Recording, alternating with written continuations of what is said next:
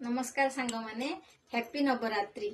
आज नवरात्रि रो अष्टमी दिन से मु बनाऊची साबुदाना खिचड़ी। से कौन दरकार और केमिति बनाऊची देखंतु।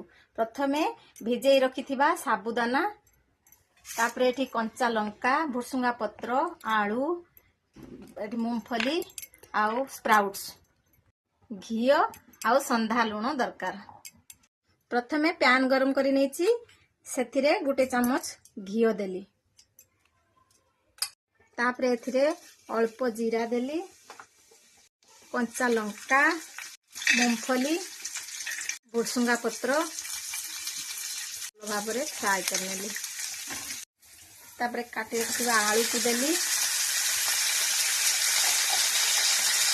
अल्प संधा नमक देली करनेली। याको 2 मिनिट रखिदेली आलू बॉयल हेबा पाई।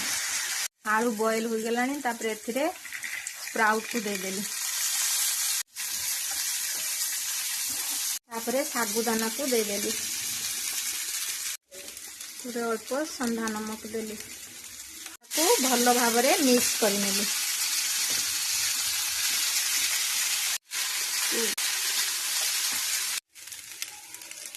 रेडी हो गला साबुदाना खिचड़ी।